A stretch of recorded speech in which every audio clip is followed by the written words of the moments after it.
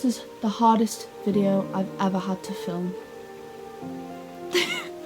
Hi everyone! So today I'm doing a video that I ended up having to change because the original video was going to be finishing as many books as I could in 2023 and it didn't go very well.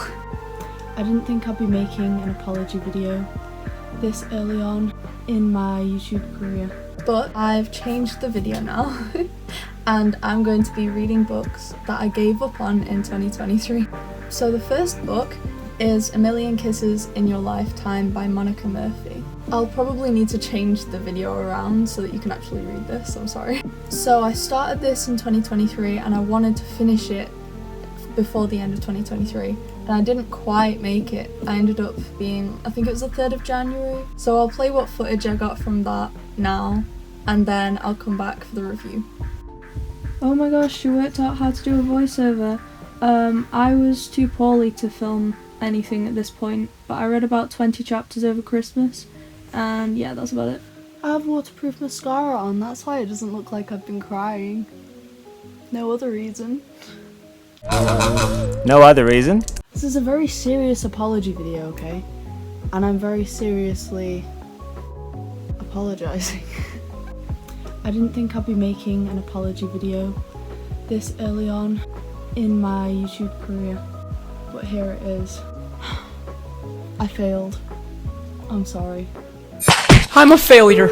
After all that hard work. I'm sorry, All Might. I'm sorry, Mom.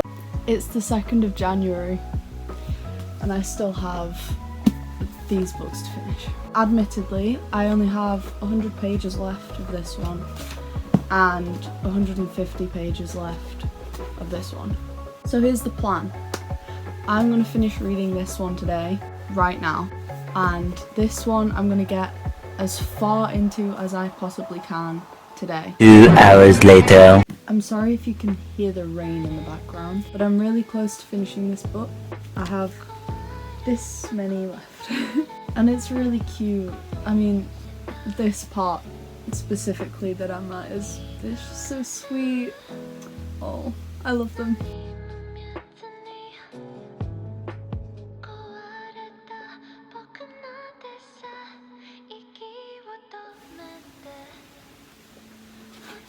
They're so cute.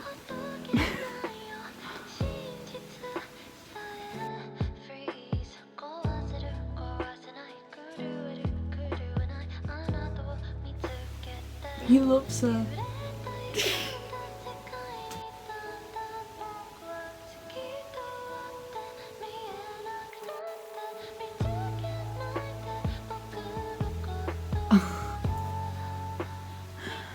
No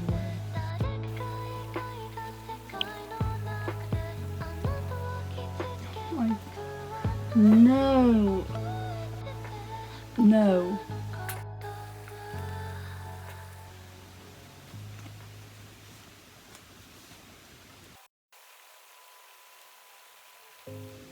Two years? Really? Two years?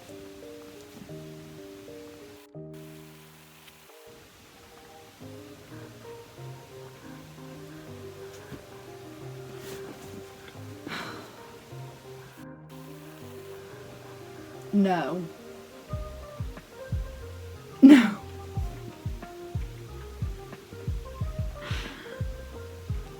No.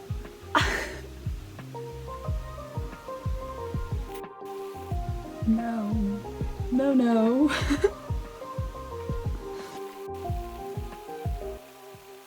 Like, I can't explain what's happening right now because it'll just spoil it. But no. That's it. That's the whole book. I really enjoyed it and I will go into more detail later. Not right now, I need to process that. That was a very long book. 533 pages and those last 100 pages took me, I think I started reading at like 2 o'clock and it's now 4:30. So yes, I'm a very slow reader, but that's why it took me so long to get through it. And now I have this one to finish, but that's not happening today because I'm tired. So this book I actually got from a blind date with a book on TikTok. There was a spicy scene that was just a bit strange, to say the least. If you don't like reading spicy romance, I don't recommend. But basically it's about a girl and a guy. They're both very rich, which is kind of strange because it's a bit like reading a Gossip Girl kind of thing. Reading about rich people while not being rich, and then they keep on like pointing out how rich and snobby they are to make it seem like they're not rich and snobby, and it's kind of like, yeah, that's exactly how you're being. Oh, right, you're such a celebrity. Miss Vanderwood's and your pillows are being fluffed in the VIP section. But other than that, it was nice to read about art. There's a lot of art in the book and art references. A Million Kisses in Your Lifetime is a real painting, so that was cool. One of the issues that I did have with it was that there wasn't really any high stakes. It was a very nice book, but it did not need to be this long. Like, it was 533 pages, but they kept repeating things. The point of views didn't really work, I don't think. I really enjoyed being in Crue's point of view, but every time we were put into someone's point of view, we kind of had to recap. We weren't like going back in time, back to the start of the scene, but we did have to hear all of their thoughts on the scene, and it kind of just slowed the book down a lot. One issue a lot of people have with it is that Crue, the main boy, is very misogynistic. While I enjoyed like some of the possessiveness, I think it'd have been better if it had him like starting off that way and then growing through the book, because he doesn't really grow. He's just kind of like, oh, she's actually a real person as well as like being attractive. Like, she has a real personality as well. Who knew? A girl can be a human too. I'm so shocked. I think the only times that the misogyny really got to me was when Ren, the girl character, was talking about her dad being super controlling and possessive, and then Crue was doing exactly the same thing, but it was okay because she fancied him. And like, she did not draw the parallels at all. There was one moment on page 498 when she finally mentioned it. 498, like we're 30 pages off of the end. She says, "I smile. Why is it when my father does things like this, it feels controlling and belittling, yet with Crue it feels like he's only protecting me. Maybe because he believes in me, tells me I can do things no one else can. When he looks at me, I can see the respect in his gaze, the admiration." It doesn't feel like he respects her, but he does love her. I love how much admiration he does have for her, but okay, the ending made no sense and I was really mad about it. Just the prologue, like, the actual ending was okay, but the prologue part I disagreed with. It just would not have happened. I think the only reason that I really enjoyed it was because I related to the main character being such a goody two-shoes and falling for a guy that just, you know, was the complete opposite. And that was quite nice to read about, but I wouldn't recommend it. It's not something that I would say, go read this. It was okay. The other books that I'm going to finish for this challenge are A Hitchhiker's Guide to the Galaxy, which I have about 50 pages left in, I think. And I'm going to finish that because I started it at the end of 2023, and because of like the holidays I ended up having to give up on finishing it, so I'm going to finish that today, hopefully. The next one is On Earth We're Briefly Gorgeous by Ocean Vuong, and it's basically a letter to his mom, and it's just like his story growing up in America as an immigrant. There's a lot about language and it's really beautifully written. I said that weird.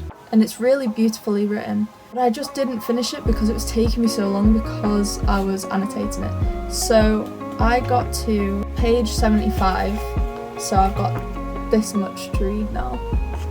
And I started that in the 23rd of May 2023, which for some reason I wrote in there.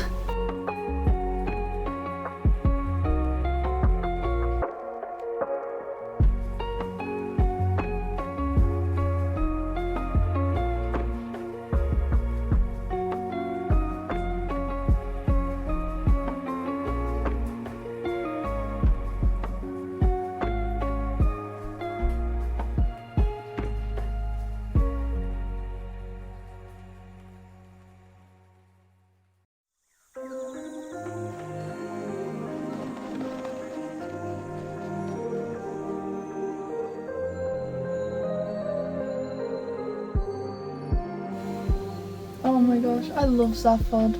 I think that's how you say it. Oh my gosh, I love him so much. That's so cute.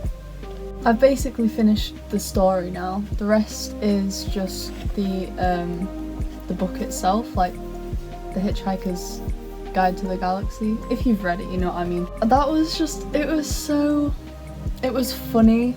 That it kept making me giggle, especially Zaphod, because he was just so sarcastic. Like, he had my humour. He was just hilarious. I loved Marvin, the depressed robot. I loved the characters, everything about the book. It just made me happy. I will come back with the review once I've finished the rest. Okay, so I thought that this was going to be like another part of the story, like little pages from the Hitchhiker's Guide itself, but it's actually newspaper articles and things from when the book was made. So this is the guy who wrote it. There's like the original press release for the Hitchhiker's Guide, typed up quotes from the Monty Python team. This is so cool. I got the 42nd anniversary edition, so if you want to read them, get this one. Oh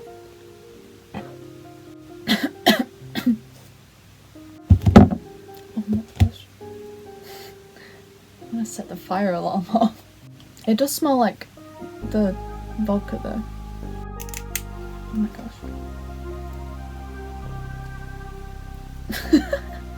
I finished, finally, and I loved it so much. I can't believe it was a kid's book. Like, I know that it was. A child could read it. It'd be quite difficult with a lot of the big words, but like, I say big words. The writing was quite jarringly different from reading A Million Kisses in Your Lifetime. This book should have been this length, and the range of vocabulary. Am I saying that right? Anyway, in this book was there wasn't there wasn't a range, whereas in this one there definitely was.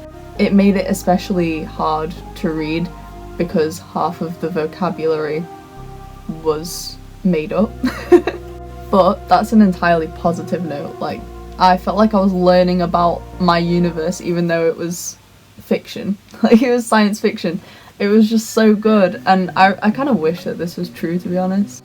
Also, my dad always referenced this book, well, the film, and I didn't realise he walks around saying, "Life, don't talk to me about life," and that was in this book. Like, I get the reference now.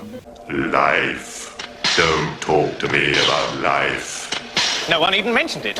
I also really enjoyed the short chapters. I feel like every book should just have a new chapter every few pages, because I just feel like I can get through a book so much faster. I feel like I'm accomplishing so much more when I'm getting through loads more chapters.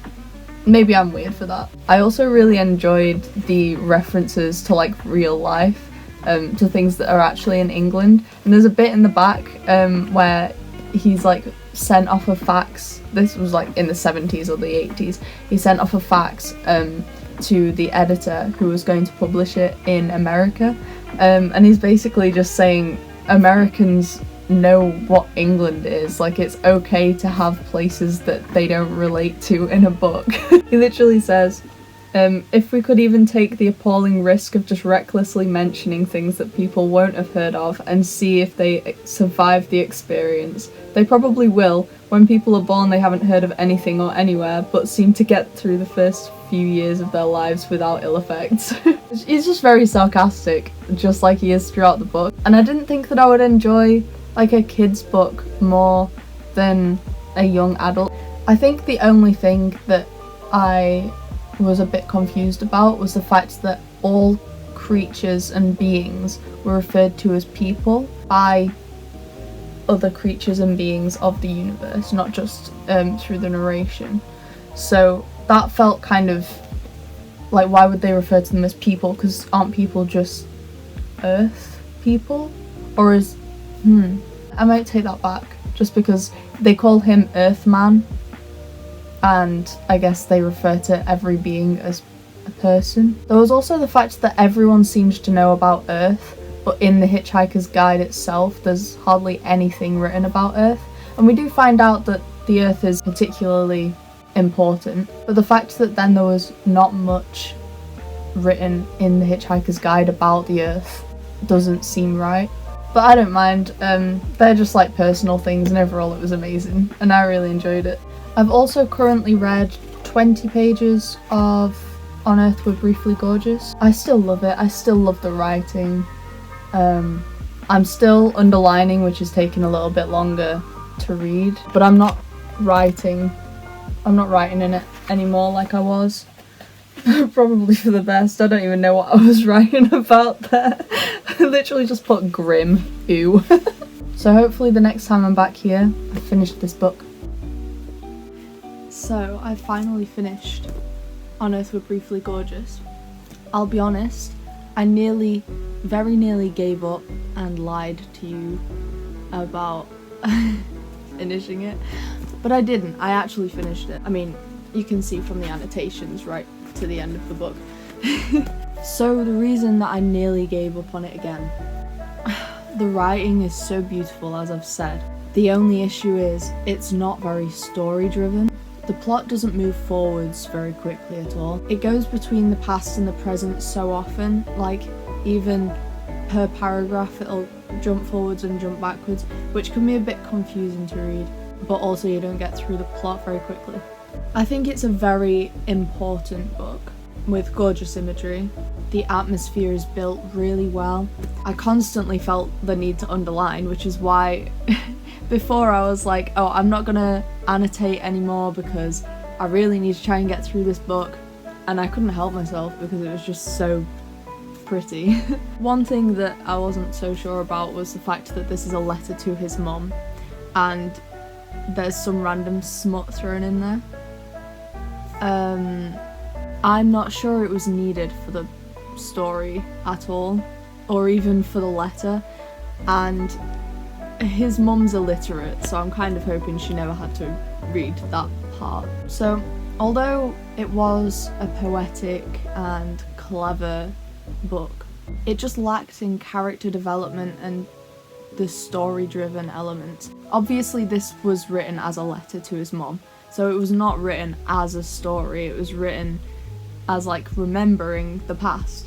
I just think it would have worked better as a collection of poems or as a memoir. Sometimes it felt a bit like the writing was trying to be more interesting than it needed to be. I just don't think that the story benefited from it being so lyrical sometimes. It took you out of an intense moment to over-describe something. Although beautiful, I want to stop saying beautiful. That although it sounded really lovely to read, it just didn't work with the moment. Also, I do want to say there was too many sentences that started with because, and that's just a pet hate. But because it's a pet hate, I noticed it too much. I've also decided that I'm never reading a book that I have to annotate for a challenge again. Because the last time I filmed, it was the 11th of January. It's now the 25th of January, and although that's a lot quicker than I'm used to reading books, it was still way too long because I really wanted to get this video done before February, and I was joking when I said that. Anyway, here we are. I think that's everything I have to say about this book.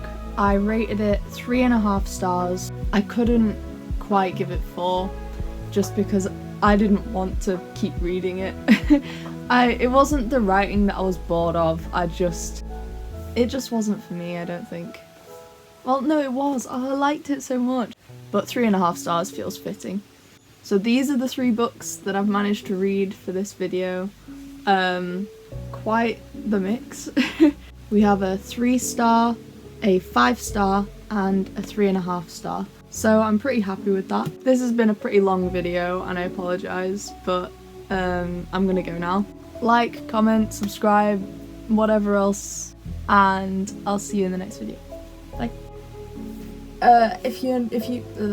And I gave up on the video. Whoops, sorry. No, I can't say that.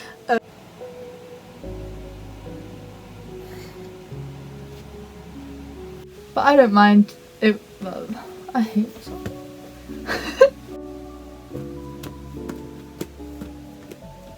I filmed was the 11th. 11th. God, I've been falling for a long time.